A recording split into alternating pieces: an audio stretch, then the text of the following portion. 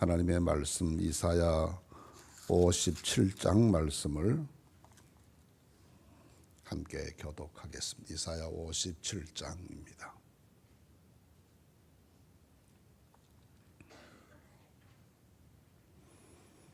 의인이 죽을지라도 마음에 두는 자가 없고 진실한 이들이 거두어감을 당할지라도 깨닫는 자가 없도다.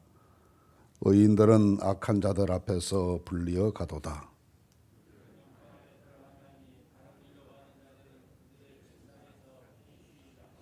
무당의 자식, 간음자와 음녀의 자식들아 너희는 가까이 오라.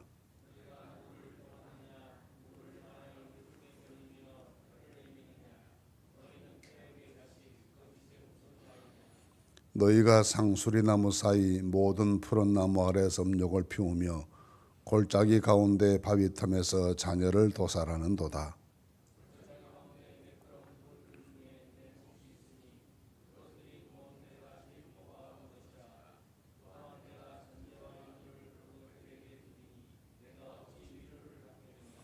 네가 높고 높은 산 위에 내 침상을 베풀었고 네가 또 거기 올라가서 제사를 드렸으며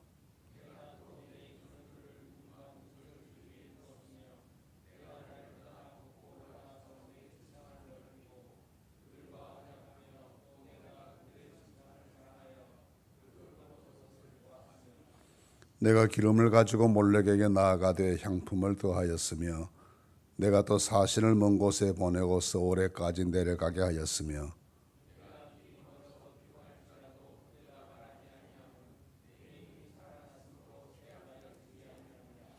네가 누구를 두려워하며 누구로 말미암아 놀랐기에 거짓을 말하며 나를 생각하지 아니하며 이를 마음에 두지 아니하였느냐. 네가 나를 경외하지 아니하면 내가 오랫동안 잠잠했기 때문이 아니냐.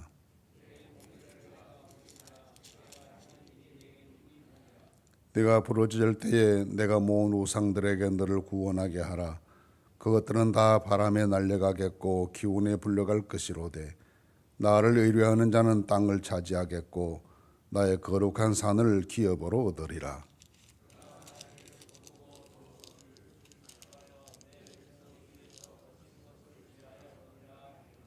지극히 존귀하며 영원히 거하시며 거룩하다 이름하는 이가 이와 같이 말씀하시되 내가 높고 거룩한 곳에 있으며 또한 통회하고 마음이 겸손한 자와 함께 있나니 이는 겸손한 자의 영을 소생시키며 통회하는 자의 마음을 소생시키려 함이라.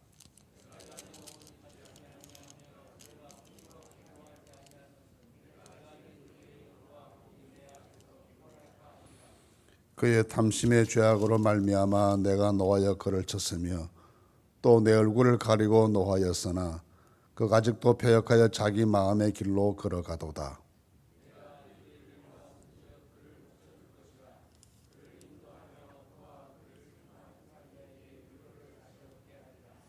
입술의 열매를 창조하는 자 여호와가 말하노라. 먼 데 있는 자에게든지 가까운 데 있는 자에게든지 평강이 있을지어다 내가 그를 고치리라 하셨느니라.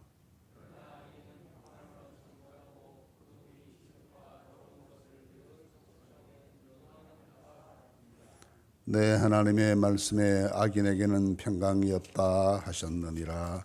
아멘. 57장 말씀은 이스라엘 사회에 하나님을 경외하는 믿음이 식어지고 오히려 우상 숭배자들이 더 많아지는 참담한 현실에 대해서 하나님께서 진노하시고 계신다는 그런 내용이 1절에서부터 계속 이어집니다. 하나님께서 그런 이스라엘에 대해서 마지막에 가서는 돌아올 때 오고 회개할 때마다 용서하시고 맞이해 주시고 축복해 주신다는 내용이 57장의 내용입니다. 1절 말씀에 2절 말씀까지는 조금 생각하기가 난해한 구절입니다. 의인이 죽을지라도 마음에 두는 자가 없고 진실한 자들이 거두음을 당할지라도 깨닫는 자가 없도다. 의인들은 악한 자들 앞에서 불리어 가도다. 이 1절 말씀은 의인의 죽음에 대한 말씀입니다. 의인의 죽음이 의인의 죽음이라 하고 하는 건 항상 악한 자들의 손에 의해서 고통당하다가 죽임당하는 그런 억울한 부분이 있음을 전제하는 것인데, 여기에서 나오는 의인들의 죽음이란 그 시대가 정말 어려워서 그 어려운 시대의 믿음을 지키기 위해서 노력하다가 일찍 죽임을 당하는 사람들이 있는데, 이런 사람들에 대한 말씀입니다. 그래서 의인들은 악한 자들 앞에서 불리어갔도다. 악한 자들의 준동 때문에 하나님께로 돌아가는 이런 어려운 일들이 생기게 되는 그런 역사 현실을 말하는 것입니다. 성경에서 우리는 하나님께서 믿음으로 살아가고 신실하게 정직한 삶을 살아가는 사람들에게 장수의 복을 주신다는 말씀이 참 많습니다. 땅에서 내 생명이 길리라 그렇게 말씀하셔서 장수의 은혜를 주신다고 했습니다. 그런데 가끔 어떤 경우에는 그 장수하는 것이 평상시에는 그 장수가 큰 축복이지만 신앙의 박해기가 생겼을 때에는 살아남는 것만이 하나님의 축복은 아닐 때가 있습니다. 오히려 신앙의 박해기가 찾아왔을 때에는 생명을 바쳐서 신앙을 지키는 순교가 더 영광스러울 때가 있고, 오히려 그럴 시기에는 자기 생명을 바쳐서 교회를 보호하고 하나님의 양들을 지키려 하는 거룩한 희생들이 오히려 더 영광스럽고 자랑스러울 때가 있습니다. 아마 이 57장 1절 2절 말씀의 상황은 그런 상황을 전제한다라고 보겠습니다. 이 시기가 아무래도 히스기야의 시대를 지나서 므낫세 시기까지 이사야가 생존하면서 하나님의 말씀을 전했을 터인데, 그 시기를 아마도 배경을 하고 있다 그렇게 보여집니다. 히스기야 왕의 시대에 이사야 선지자가 왕과 함께 나라의 위기도 극복해내고 백성들의 신앙도 개혁하는 일에 마음을 모으고 해서 여러 가지 일들을 많이 했습니다. 우상 숭배자들을 퇴치해내기 위해서 극단적인 여러 조치들도 많이 취했습니다. 심지어는 모세의 그 구리 지팡이까지, 노뱀 지팡이까지 백성들이 그걸 마치 신성시하고 우상화했을 때 그것을 부숴버렸던 적도 있고, 또 누구도 건드리지 못했던 이 산당 제도를 철폐했습니다. 산당이란 지방에 있는 그런 성소 예배 처소들인데, 하나님께서 그런 것 다 없애고 예루살렘 성전에서만 예배하라 하였지만 그것이 쉽게 없어지지 않았습니다. 왜냐하면 그런 산당을 중심으로 해서 지방의 세력이 형성되고 그 경제적인 공동체가 산당을 중심으로 해서 만들어지고 이런 굉장히 중요한 것이었기 때문에 쉽게 지방 세력들이 그것들을 포기하지 않아서 그걸 없애려고 하니까 지방 권력들이 강하게 저항하고 이런 일들이 많아졌습니다. 결국은 그것을 누구도 손대지 못하고 시도하다가 중단에 거치고 있는데, 그 산당을 다 철폐해버린 사람이 바로 히스기야였고, 그 뒤에는 이사야 선지자의 협력이 있었다고 보입니다. 그렇게 했지만 그 후에 히스기야가 죽고 므낫세가 왕이 되면서부터 다시 이 므낫세 시절은 우상 숭배 시절로 돌아가고 맙니다. 오히려 그 이전보다 훨씬 더 악한 우상 숭배 세력이 형성되면서 예루살렘 거리 이쪽 끝에서부터 저쪽 끝까지 무죄한 사람들이 흘린 피로 가득했다. 그렇게 표현할 만큼 그 시대가 폭력이 난무하고 권력의 횡포가 극심하고 우상 숭배자들이 준동하는 그런 시대였습니다. 이런 시대에 있기 때문에 그것에 대한 잘못을 지적하고 하나님 편에 서서 용감하게 회개할 것을 촉구하고 했던 사람들이 권력의 눈에 들었겠습니까? 그런 사람들을 좋아했겠습니까? 결국은 권력의 힘에 의해서 그런 의로운 외침을 중단하지 않았던 믿음의 사람들이 죽임을 당하고 그 사람들의 피로 예루살렘 거리를 적실 만큼 어려운 시기가 됐습니다. 그런 사람들이 죽음을 바라보면서 하는 이야기가 오늘 말씀입니다. 그렇게 의인들이 죽어나가도 마음에 두는 사람도 없고 생각하는 사람도 없는데, 오히려 그런 사람들은 일찍 하나님 앞에 불려간 것이 축복이다. 그들이 이제 침상에서 편히 하나님 나라에서 쉬게 되었다 하고 그들을 애도하면서 하나님께서 그들에게 안식 주신 것에 대해서 오히려 감사하는 그런 내용입니다. 이런 신앙의 박해가 없는 시기에 일상 시기에 우리가 장수하는 은혜를 누리면서 함께 긴 시간을 이 땅에서 하나님의 복을 누리고 살아가는 것이 축복인데, 이런 신앙의 박해 시기에는 목숨을 부지하기 위해서 신앙을 거부하고 회피하고 그것이 축복이 아니라 오히려 하나님께 자기 생명을 바쳐서 신앙을 증거하고 신앙을 지키고 자기 영혼의 정결함을 간직하는 이것이 더 큰 축복이고, 하나님께서 그런 사람들을 편히 쉬게 하시는 안식의 복으로 채우신다는 것을 오늘 말씀에서 말해주고 있습니다. 그러면서 3절 말씀에서부터 13절 말씀까지는 이 우상 숭배 죄를 규탄하는 내용입니다.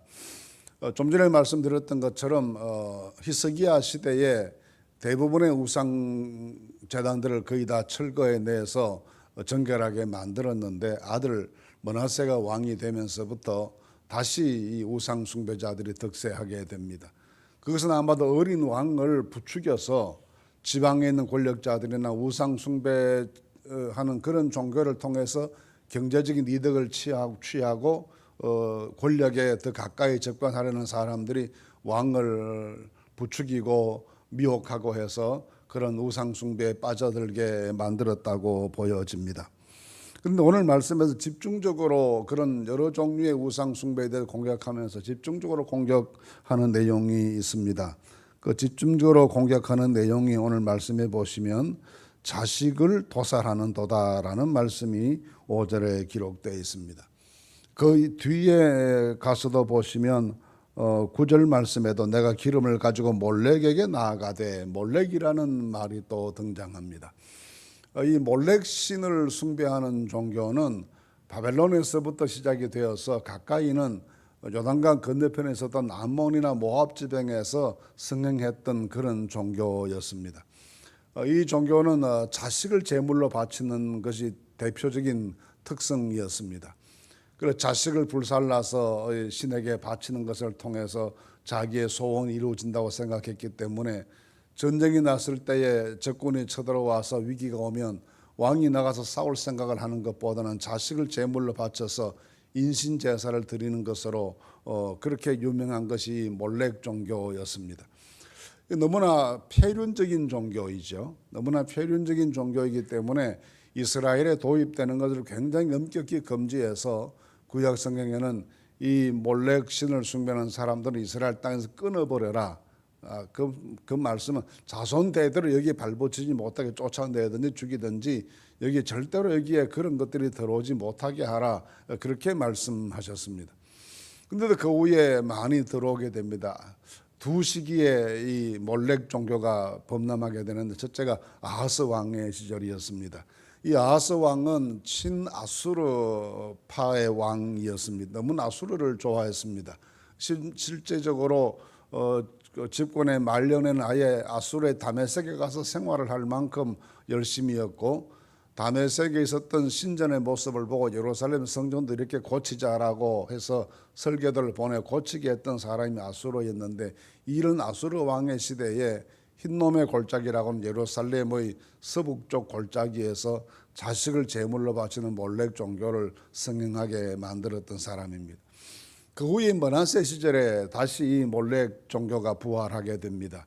말씀드렸던 것처럼 히스기야 왕의 시대에 다 청소해냈는데 다시 그 아들 므낫세가 이것을 부활시킨 것은 아무도 자기 12살의 왕이 됐으니까 자신이 뭘 판단해서 결정하기는 어린 나이였고, 어린 왕을 부추기는 그릇된 권력지향의 사람들, 또 그것을 통해서 경제적 이익을 취하려 하는 사람들의 유혹과 준동에 넘어간 것이 아닌가, 그런 생각입니다.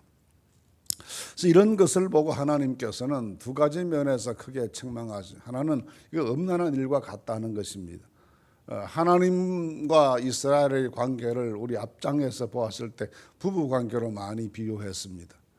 그렇게 서로 사랑하고 신뢰하고 하는 관계인데, 이스라엘이 그렇게 우상 숭배하는 것은 영적인 간음이다. 그렇게 보아서 이스라엘을 엄녀의 자식이다, 너희가 간음을 행한다, 그렇게 책망하실 만큼 아주 이 우상 숭배, 몰렉 숭배하는 것에 대해서 극단적인 하나님의 분노를 표시하십니다. 그런가 하면 이것이 자식을 죽이는 것이니까 얼마나 폐륜적인 것이고 반도덕적인 것이겠습니까? 하나님께서는 사람의 몸을 제물로 바치는 인신제사를 처음부터 원하지 않으셨습니다. 세계 모든 종교의 그 특징과 고대 종교의 특징 가운데 사람을 제물로 바치는 게 참 많았습니다. 남미에 있는 여러 마야나 잉카나 이런 문화에서도 사람을 제물로 바치는 제사가 얼마나 성행했는지 모릅니다. 이런 것들이 세계적으로 다 공통된 하나의 현상이었고, 사람을 제물로 바친다는 이야기가 우리나라 전래 동화에도 많지 않습니까? 이런 일들이 많았는데 성경에서는 사람을 제물로 바치는 것 처음부터 그런 일이 있을 수 없었습니다. 하나님께서 아브라함에게 이삭을 바치라고 했지만 결정적인 순간에 말리시지 않습니다. 그렇게 하지 못하게 하십니다. 사람의 생명을 하나님께서 사랑하시기 때문이고 그런 폐륜적인 일들을 하지 못하게 하시는 것입니다. 그런데 이런 일들이 이루어지게 되었을 때 이것이 하나님께 대해서는 영적인 간음이고 사람에 대해서는 폐륜적인 일이기 때문에 이것에 대해서 규탄하는 내용이 이렇게 기록되어 있습니다. 그런데 그 후에 11절 말씀 이하에 보시면 하나님께서 이렇게 그들이 극단적인 그릇된 종교 생활하는 것에 대해서 하나님께서 침묵하셨다가 이제는 침묵하지 않겠다고 말씀하십니다. 하나님께서 아무런 조치도 취하지 않고 계시는 것처럼 보이니까 우상 숭배자들이 기고만장해서 이것 봐라 아무 일도 없지 않냐 하고 그렇게 마음대로 한다는 것입니다. 그래서 네가 나를 경외하지 않으면 내가 오랫동안 잠잠했기 때문이 아니냐는 겁니다. 하나님이 잠잠하신 것을 모르시기 때문도 아니고 방치하시기 때문도 아니고 그릇된 것을 깨닫고 회개하고 돌아오기를 기다리고 계시는데, 우리는 하나님께서 우리를 향하여 인내하시면서 바른 신앙과 바른 삶으로 돌아오기를 기다리고 계시는 그 하나님의 기다리심을 모욕해서 오해해서 오히려 더 죄악을 더 행하게 되는 그런 일들이 있게 되는데, 그래서 이 말씀에는 이제부터는 내가 내 공의를 보이리라 했습니다. 공의를 보인다는 말씀은 정의로운 심판을 행하시겠다고 하시는 하나님의 말씀입니다. 그런데 그렇게 하나님께서 이스라엘의 그릇된 것 때문에 심판하시겠지만 결론은 무엇인가 하면 결론은 15절 말씀을 같이 보겠습니다. 지극히 존귀하며 영원히 거하시며 거룩하다 이름하는 이와 같이 말씀하시되 내가 높고 거룩한 곳에 있으며 또한 통회하고 마음이 겸손한 자와 함께 있나니 이는 겸손한 자의 영을 소생시키며 통회하는 자의 마음을 소생시키려 함이라 했습니다. 이런 상황 속에서도 하나님께서는 겸손하고 회개하는 사람들과 함께 하셔서 그 회개하고 하나님께로 돌아오는 그 사람들에게 하나님께서 위로를 베푸시고 구원의 은혜를 허락하시고 사랑을 허락해 주시겠다는 것입니다.